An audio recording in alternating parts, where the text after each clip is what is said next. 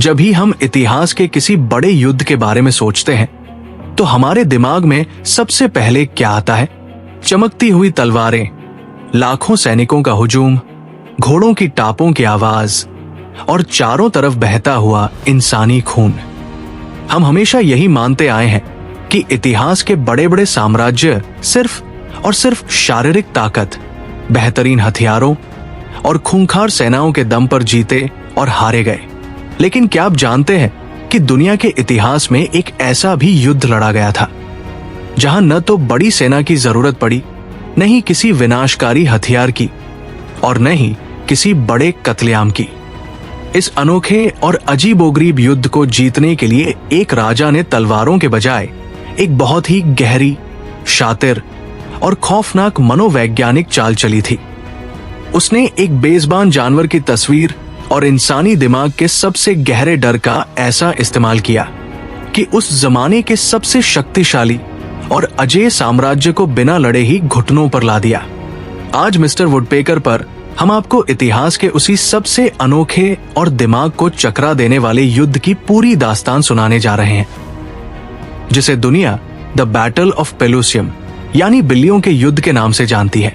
ये कहानी सिर्फ एक लड़ाई की नहीं है, बल्कि ये कहानी है इंसानी लालच की, एक झूठी राजकुमारी के धोखे की, रेगिस्तान के एक बहुत बड़े विश्वासघात की, और इस बात की कि कैसे किसी की गहरी आस्था को उसी के खिलाफ एक जानलेवा हथियार बनाया जा सकता है। बात है आज से लगभग 2500 साल पहले की, यानी ईसा पूर्व 6ठी शताब्दी की। उस वक्त दुनिया में दो महाशक्तियां हुआ करती थी। एक तरफ था फारस यानी पर्शियन एम्पायर, जिसका राज पूरी दुनिया में तेजी से फैल रहा था और जिसके राजा थे कैम्बिसिस द्वितीय। राजा कैम्बिसिस एक बेहद क्रूर, घमंडी और महत्वाकांक्षी शासक थे जो पूरी दुनिया को अपने कदमों में देखना चाहते थे। दूसरी तरफ था मिस्र यानी इजिप्ट का साम्राज्य, जो अपनी प्राचीन संस्कृति, अकूत धन दौलत और अभेद्य किलों के लिए पूरी दुनिया में मशहूर था। मिस्र पर उस वक्त 15th डायनेस्टी के राजा फेरो एमासिस का राज था। इन दोनों साम्राज्यों के बीच सब कुछ ठीक चल रहा था, लेकिन राजा कैम्बिसिस के मन में मिस्र को अपने अधीन करने की एक गहरी चाहत थी। उसने सीधे हमला करने के बजाय एक बहुत ही अजीब और कूटनीतिक चाल चली। कैम्बिसिस ने मिस्र के फेरो एमासिस के पास एक दूत भेजा और एक मांग रखी। मांग ये थी कि मिस्र का फेरो अपनी सबसे प्यारी बेटी का हाथ फारस के राजा कैम्बिसिस के हाथ में सौंप दे, यानी वो मिस्र की राजकुमारी से शादी करना चाहता था। जरा सोचिए, ये मांग जितनी साधारण दिख रही थी उतनी थी नहीं। फेरो एमासिस बहुत अच्छे से जानता था कि कैम्बिसिस उसकी बेटी को अपनी मुख्य रानी नहीं बनाएगा, बल्कि उसे फारस के महल में सिर्फ एक रखैल या दासी की तरह रखा जाएगा। एक पिता होने के नाते एमासिस अपनी बेटी को इस तरह की जिंदगी में नहीं धकेलना चाहता था, और एक राजा होने के नाते वो मिस्र के सम्मान को फारस के कदमों में नहीं गिरा सकता था। लेकिन मुसीबत ये थी कि अगर वो सीधे तौर पर फारस के राजा की मांग को ठुकरा देता तो कैम्बिसिस इसे अपना अपमान समझता और तुरंत मिस्र पर हमला कर देता। उस वक्त फारस की सेना से सीधे टकराना मिस्र के लिए बहुत भारी पड़ सकता था। फेरो एमासिस एक बहुत ही धर्म संकट में फंस चुका था। तभी उसके शातिर दिमाग में एक बहुत ही खतरनाक और आत्मघाती विचार आया। उसने सोचा कि क्यों न फारस के राजा को धोखा दिया जाए। मिस्र के महल में एक बेहद खूबसूरत लड़की थी जिसका नाम था नितेतिस। नितेतिस कोई मामूली लड़की नहीं थी, वो मिस्र के पिछले मृत फेरो की बेटी थी जिसे एमासिस ने गद्दी छीनने के बाद अपने महल में रख लिया था। एमासिस ने नितेतिस को बुलाया, उसे शाही राजकुमारी के महंगे कपड़े और जेवर पहनाए और फारस के दूतों के सामने पेश कर दिया। उसने कैम्बिसिस के दूतों से कहा कि यही मेरी सबसे प्यारी बेटी है, इसे ले जाओ और अपने राजा को सौंप दो। नितेतिस को लेकर फारसी दूत वापस लौट गए। जब वो लड़की फारस के शाही महल में राजा कैम्बिसिस के सामने पहुंची तो कैम्बिसिस उसकी खूबसूरती देखकर बहुत खुश हुआ। उसे लगा कि उसने मिस्र के राजा को झुका दिया है और उसकी बेटी को अपनी दासी बना लिया है। लेकिन कहानी में ट्विस्ट तब आया जब नितेतिस ने कैम्बिसेस के सामने एक ऐसा सच उगला जिसने पूरे फारसी साम्राज्य में भूचाल ला दिया। नितेतिस एमासिस से नफरत करती थी क्योंकि उसने उसके पिता की गद्दी छीनी थी। उसने कैम्बिसेस को अकेले में ले जाकर कहा कि जिस राजा को तुम अपना गुलाम समझ रहे हो उसने तुम्हें बहुत बड़ा धोखा दिया है। मैं फेरो एमासिस की बेटी नहीं हूं, बल्कि मैं उस राजा की बेटी हूं जिसे एमासिस ने मार डाला था। एमासिस ने अपनी खुद की बेटी को बचाने के लिए मुझे नकली राजकुमारी बनाकर तुम्हारे पास भेज दिया है। यह सुनते ही राजा कैम्बिसेस का चेहरा गुस्से से लाल हो गया। उसका घमंड चूर चूर हो चुका था। दुनिया का सबसे शक्तिशाली राजा मिस्र के राजा के हाथों बेवकूफ बन चुका था। भरे दरबार में हुए इस अपमान को कैम्बिसेस बर्दाश्त नहीं कर सकता था। उसने उसी पल अपनी तलवार निकाली और पूरी सल्तनत के सामने कसम खाई कि वो मिस्र के इस धोखे का जवाब इतनी बेरहमी से देगा कि मिस्र का नामो निशान इतिहास के पन्नों से मिट जाएगा। उसने अपनी लाखों की फौज को तैयार होने का हुक्म दे दिया। लेकिन मिस्र पर हमला करना इतना आसान नहीं था। इतिहास गवाह है कि मिस्र की भौगोलिक स्थिति ऐसी थी कि कोई भी सेना वहां आसानी से घुस नहीं सकती थी। मिस्र को चारों तरफ से घेरे हुए था सिनाई का वो खौफनाक और जानलेवा रेगिस्तान, जहां मीलों तक सिर्फ जलती हुई रेत और पानी की एक बूंद के बिना मौत का सन्नाटा पसरा रहता था।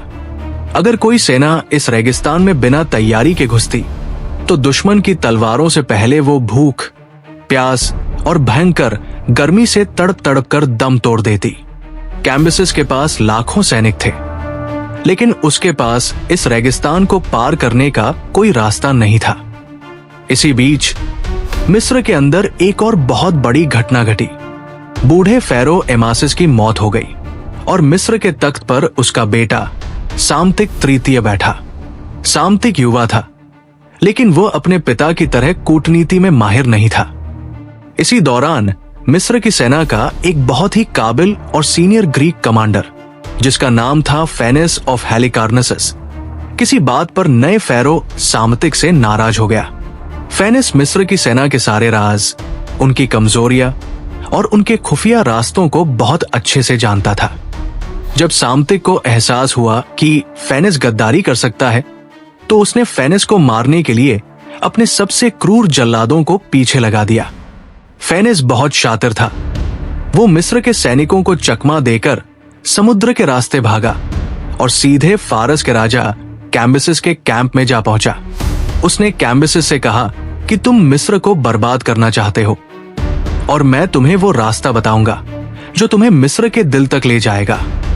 कैम्बिसेस ने फेनेस के सामने अपनी सबसे बड़ी परेशानी रखी कि हम उस जानलेवा सिनाई रेगिस्तान को कैसे पार करें।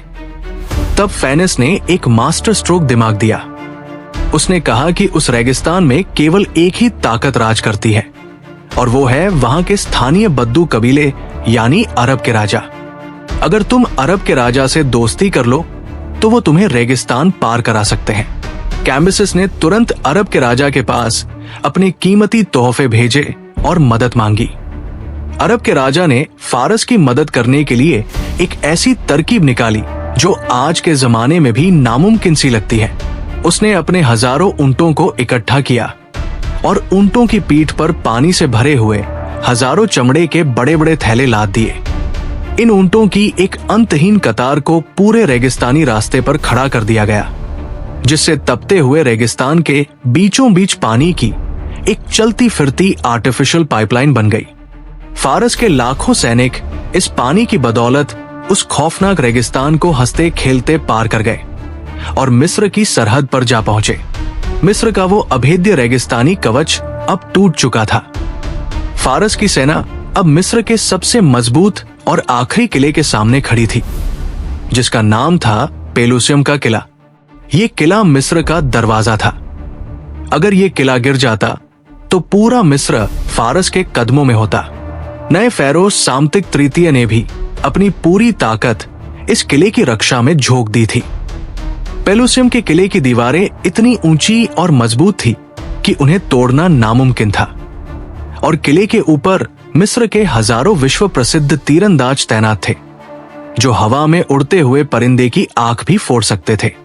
फारस की सेना ने जब पहली बार उस किले को देखा तो उनके हौसले डगमगा गए। कैम्बिसेस समझ गया कि अगर उसने सामने से सीधा हमला किया तो किले की दीवारों से बरसने वाले लाखों तीर उसकी आधी सेना को वही ढेर कर देंगे और फारस ये जंग हार जाएगा।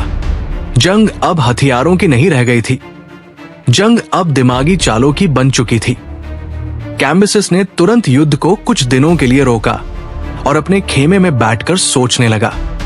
उसने अपने जासूसों और गद्दार कमांडर फेनिस को बुलाया और एक ही सवाल पूछा कि मिस्र के इन लोगों की सबसे बड़ी कमजोरी क्या है, इनके दिल में किस चीज का सबसे ज्यादा खौफ है। और यहीं पर फेनिस ने कैम्बिसेस को मिस्र की संस्कृति का वो गहरा राज बताया जिसने इस युद्ध का पूरा पासा ही पलट दिया। फेनिस ने बताया कि मिस्र के लोग जितने बहादुर सैनिक हैं, उतने ही गहरे अंधविश्वासी और अपनी धार्मिक आस्था के पक्के हैं।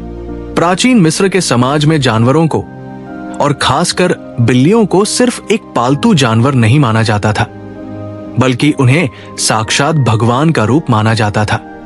मिस्र के लोग बिल्ली को अपनी कुल देवी बास्तत का प्रतीक मानते थे, जो कि घर, ममता और सुरक्षा की देवी थी। मिस्र के समाज में बिल्लियों की दीवानगी इस हद तक थी कि अगर किसी के घर में आग लग जाती तो घर के लोग अपना कीमती सामान या अपने बच्चों को बाद में बचाते थे, पहले घर की बिल्ली को सुरक्षित बाहर निकालते थे। अगर किसी के घर की बिल्ली अपनी प्राकृतिक मौत मर जाती तो पूरा परिवार गहरे शोक में डूब जाता था और शोक मनाने के लिए घर के सभी मर्द अपनी भौहें मुंडवा लेते थे। जब कोई बिल्ली मरती तो उसे इंसानों की तरह मम्मी बनाकर बहुत ही सम्मान के साथ दफनाया जाता था। लेकिन इस आस्था का सबसे खतरनाक पहलू यह था कि मिस्र के कानून के मुताबिक अगर कोई इंसान किसी बिल्ली को जानबूझकर या अनजाने में भी मार देता या उसे नुकसान पहुंचाता तो उसे बिना किसी मुकदमे के उसी वक्त खौलते हुए तेल में डाल दिया जाता था, या उग्र भीड़ उसे पत्थरों से मार मार कर मौत के घाट उतार देती थी। चाहे वो कोई आम नागरिक हो या खुद देश का राजा, बिल्ली को मारना मिस्र में सबसे बड़ा अक्षम्य पाप था। जब राजा कैम्बिसेस ने मिस्र के लोगों की इस अंधी आस्था और बिल्लियों के प्रति इस दीवानगी के बारे में सुना तो उसके शातिर दिमाग में एक ऐसा खौफनाक और जीनियस विचार आया जिसने इतिहास में मनोवैज्ञानिक युद्ध की परिभाषा को हमेशा के लिए बदल दिया। उसने सोचा कि अगर मिस्र के लोग बिल्लियों को अपना भगवान मानते हैं तो क्यों न उनके भगवान को ही उनके खिलाफ युद्ध के मैदान में उतार दिया जाए। कैम्बिसेस ने तुरंत अपनी सेना को एक बेहद अजीब और सख्त हुक्म दिया। उसने आदेश दिया कि फारस के जितने भी सैनिक हैं वे सभी अपनी बड़ी बड़ी लोहे और कांसे की ढालों पर मिस्र की बिल्ली देवी बास्तत की तस्वीर को पेंट करेंगे। सैनिकों को लगा कि राजा पागल हो गया है, लेकिन राजा का हुक्म सर्वोपरि था। रातों रात हजारों सैनिकों की ढालों पर बिल्लियों की तस्वीरें चमकने लगी। लेकिन कैम्बिसेस यही नहीं रुका, उसका असली और सबसे क्रूर मास्टर प्लान अभी बाकी था। उसने अपने सैनिकों को आदेश दिया कि पेलुसियम के आसपास के गांवों और इलाकों से जितने भी जीवित जानवर मिले, विशेषकर बिल्लियां, कुत्ते, भेड़ और बत्तख, उन सबको पकड़कर कैंप में लाया जाए। फारसी सैनिकों ने हजारों जिंदा बिल्लियों को इकट्ठा किया। कैम्बिसेस ने हुक्म दिया कि इन सभी जीवित बिल्लियों को फारसी सेना की सबसे आगे वाली टुकड़ी के सैनिकों के हाथों में दे दिया जाए और कुछ बिल्लियों को सेना के सबसे आगे घोड़ों और ऊंटों के आगे बांध दिया जाए। अब सुबह हो चुकी थी। पेलुसियम के किले की दीवारों पर तैनात मिस्र के सैनिक और तीरंदाज पूरी तरह तैयार थे। उन्हें लग रहा था कि आज एक भयानक और खूनी जंग होगी। तभी दूर क्षितिज पर फारस की सेना आगे बढ़ती हुई दिखाई दी। लेकिन जैसे जैसे फारसी सेना किले के करीब आ रही थी, किले के ऊपर खड़े मिस्र के कमांडरों और सैनिकों के चेहरे का रंग उड़ने लगा। उनकी आंखों के सामने जो नजारा था, उसकी कल्पना उन्होंने अपने बुरे से बुरे सपने में भी नहीं की थी। सामने कोई सेना नहीं आ रही थी, बल्कि ऐसा लग रहा था कि साक्षात उनके भगवान उनकी तरफ बढ़े चले आ रहे हैं। फारसी सैनिकों की हजारों ढालों पर उनकी पूजनीय देवी बास्तत की तस्वीरें चमक रही थी।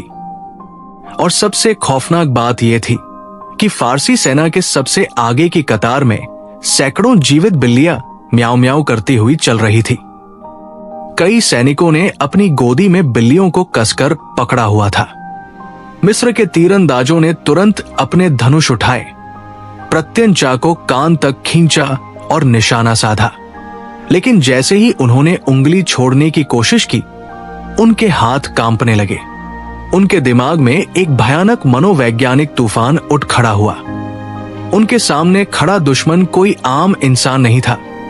उसने उनके आराध्य देव को अपने जिस्म पर ढाल बना रखा था। जरा उस वक्त के मिस्र के एक आम सैनिक की मानसिक स्थिति को सोचिए। अगर वो तीर चलाता है तो बहुत मुमकिन था कि वो तीर किसी बिल्ली को जा लगे, और अगर उसके तीर से किसी एक भी बिल्ली की मौत हो जाती तो इसका मतलब था कि उसने अपने धर्म की सबसे बड़ी तौहीन की है। उसे डर था कि उसकी खुद की आत्मा हमेशा के लिए नर्क की आग में जलने लगेगी और उसके अपने ही लोग उसे एक पापी मानकर जिंदा दीवार में चुनवा देंगे या मार डालेंगे। दूसरी तरफ अगर वो तीर नहीं चलाता तो उसका देश हार जाएगा। उसकी मातृभूमि पर गुलामी का साया मंडराने लगेगा। ये एक ऐसा चक्रव्यूह था जिससे निकलने का कोई रास्ता नहीं था। देशभक्ति एक तरफ थी और सदियों पुरानी धार्मिक आस्था दूसरी तरफ। मिस्र के सैनिकों के हाथ पूरी तरह सुन्न हो गए। पूरे किले पर एक अजीब सा सन्नाटा पसर गया। कमांडर चिल्लाते रहे, तीर चलाओ। दुश्मन आगे बढ़ रहा है, लेकिन एक भी तीरंदाज की हिम्मत नहीं हुई कि वो अपने धनुष से तीर छोड़ सके। मिस्र की वो अजेय और खूंखार फौज जो पलक झपकते ही दुश्मनों के सिर धड़ से अलग कर देती थी, आज कुछ बेज़बान बिल्लियों के सामने पूरी तरह लाचार, बेबस और पंगु बन चुकी थी। फारस के राजा कैम्बिसेस ने जब किले की दीवारों पर फैली इस खामोशी और डर को देखा तो वो जोर से हंस पड़ा। उसकी दिमागी चाल बिल्कुल सटीक निशाने पर बैठी थी। उसने अपनी सेना को आगे बढ़ने का इशारा किया। फारसी सैनिक अपनी ढालों को आगे किए, हाथों में बिल्लियों को थामे बिना किसी खौफ के किले के दरवाजे की तरफ बढ़ने लगे। किले के ऊपर से एक भी तीर नहीं चला, एक भी पत्थर नहीं फेंका गया। मिस्र के सैनिक अपनी ही जगह पर पत्थर की मूर्तियों की तरह जम चुके थे। वे बस लाचारी से अपने भगवान को दुश्मन की गोदी में देख रहे थे। फारसी सैनिकों ने बिना किसी रुकावट के पेलुसियम के किले के भारी और मजबूत दरवाजों को तोड़ दिया और किले के अंदर दाखिल हो गए। जब फारसी सेना अंदर घुसी तब भी मिस्र के सैनिकों ने तलवारें नहीं उठाई, क्योंकि उन्हें डर था कि हाथापाई में कहीं किसी बिल्ली को चोट न लग जाए। मिस्र के सैनिकों ने अपनी तलवारें जमीन पर फेंक दी और घुटनों के बल बैठ गए। पेलुसियम का वो अजेय किला जिसे जीतने में सालों लग सकते थे, जहां लाखों लाशें बिछ सकती थी, वो किला सिर्फ कुछ ही घंटों में बिना एक भी बड़ी लड़ाई के फारस के कदमों में आ गिरा। मिस्र की सेना जान बचाकर पीछे की तरफ भागने लगी। फेरोज साम्तिक तृतीय अपनी बची कुची सेना को लेकर मिस्र की राजधानी मेम्फिस की तरफ भागा। उसने सोचा कि वो मेम्फिस के किले के अंदर छिपकर फारस की सेना का मुकाबला करेगा, लेकिन कैम्बिसेस अब रुकने वाला नहीं था। उसने पेलुसियम पर कब्जा करने के बाद अपनी सेना को मेम्फिस की तरफ दौड़ा दिया। फारसी सेना ने मेम्फिस के किले को चारों तरफ से घेर लिया। साम्तिक ने कुछ दिनों तक प्रतिरोध करने की कोशिश की, लेकिन उसके सैनिकों का मनोबल पहले ही पेलुसियम में टूट चुका था। उनके अंदर ये डर बैठ गया था कि फारस के राजा के पास कोई ऐसी जादुई या दैवीय शक्ति है जो उनके देवताओं को भी अपना गुलाम बना सकती है। आखिरकार मेम्फिस का किला भी ढह गया और फारसी सैनिकों ने मिस्र के नए फेरो साम्तिक तृतीय को लोहे की जंजीरों में जकड़कर बंदी बना लिया। मिस्र की हजारों सालों पुरानी आजादी और उनका गौरव एक ही झटके में मिट्टी में मिल चुका था। पूरे शहर में सन्नाटा था और मिस्र के लोग अपनी इस हार पर खून के आंसू रो रहे थे। लेकिन फारस के राजा कैम्बिसेस का घमंडी और क्रूर स्वभाव यही शांत नहीं हुआ। वो मिस्र के लोगों को सिर्फ हराना नहीं चाहता था, वो उन्हें पूरी तरह से मानसिक रूप से तोड़ना और जलील करना चाहता था। जीत के बाद कैम्बिसेस ने मेम्फिस के मुख्य चौक पर एक बहुत बड़ा दरबार लगाया। उसके सामने मिस्र के फेरो सामतिक तृतीय और मिस्र के बड़े बड़े शाही मंत्रियों, पुजारियों और कमांडरों को जंजीरों में बांधकर घुटनों के बल बिठाया गया था। कैम्बिसेस ने फेरो सामतिक तृतीय को जिंदा छोड़ दिया, लेकिन उसे एक कैदी की तरह फारस ले गया, जहां बाद में सामतिक ने तंग आकर खुदकुशी कर ली। इस तरह सिर्फ एक दिमागी चाल और कुछ बिल्लियों की बदौलत मिस्र का महान और प्राचीन साम्राज्य हमेशा के लिए खत्म हो गया और वो फारसी साम्राज्य का सिर्फ एक छोटा सा प्रांत बनकर रह गया। पेलुसियम की ये लड़ाई इतिहास की सबसे अनोखी और अजीब लड़ाइयों में गिनी जाती है, लेकिन ये हमें बहुत बड़ी सीख भी देती है। जरा गहराई से सोचिए, मिस्र के पास बेहतरीन हथियार थे, ऊंचे किले थे और जांबाज सैनिक थे, लेकिन उनकी सबसे बड़ी कमजोरी क्या बनी? उनकी अपनी ही अंधी आस्था, उनका अपना ही अंधविश्वास। जब कोई इंसान या कोई समाज अपनी तर्क शक्ति, अपने लॉजिक को छोड़कर किसी भावना या अंधविश्वास में इस कदर अंधा हो जाता है कि वो सही और गलत का अंतर भूल जाता है, तो चालाक दुश्मन हमेशा उसी भावना को उसका डेथ वारंट बना देता है। फारस के राजा कैम्बिसेस ने मिस्र के सैनिकों की तलवारों को नहीं हराया, उसने उनके दिमाग के अंदर मौजूद उस गहरे डर और धार्मिक कट्टरता को हरा दिया। इतिहास गवाह है कि असली जंग कभी भी मैदान में हथियारों से नहीं जीती जाती। असली जंग हमेशा दुश्मन के दिमाग के अंदर खेली और जीती जाती है। जिसने दुश्मन के दिमाग पर कब्जा कर लिया, उसने पूरी सल्तनत पर कब्जा कर लिया। कोहिनूर के खूनी सफर से लेकर मिस्र के इस अजीबोगरीब कैट वॉर तक इतिहास हमेशा हमें यही सिखाता है कि चाहे राजा कितना भी शक्तिशाली क्यों न हो, अगर उसका दिमाग साजिशों को भांपने में नाकाम रहता है तो उसका अंत निश्चित है। अब आप लोग बताइए, क्या मिस्र के सैनिकों ने अपनी बिल्लियों यानी अपने भगवान को ना मारकर सही किया, या फिर उन्हें अपने देश की रक्षा के लिए अपनी आस्था को किनारे रख देना चाहिए था? अपनी राय नीचे कमेंट सेक्शन में जरूर लिखिए, क्योंकि आपके विचार हमारे लिए बहुत कीमती है। इतिहास के गलियारों में ऐसी ही कई और अनसुनी, रहस्यमयी और रूह कंपा देने वाली सच्ची दास्तानें दफन हैं, जिन्हें दुनिया के सामने लाना अभी बाकी है। अगर आपको इतिहास का ये मनोवैज्ञानिक सफर पसंद आया और आप ऐसी ही और भी हैरान कर देने वाली सच्ची कहानियों को देखना चाहते हैं, तो मिस्टर वुडपेकर को अभी फॉलो और लाइक करें। इस वीडियो को अपने दोस्तों के साथ शेयर करना न भूलें, ताकि उन्हें भी इतिहास के इस अनोखे पन्ने के बारे में पता चल सके। मिलते हैं बहुत जल्द एक और नई रोमांचक और ऐतिहासिक दास्तान के साथ, जो आपके होश उड़ा देगी। तब तक के लिए अपना और अपने परिवार का पूरा ख्याल रखिए, सुरक्षित रहिए। अलविदा।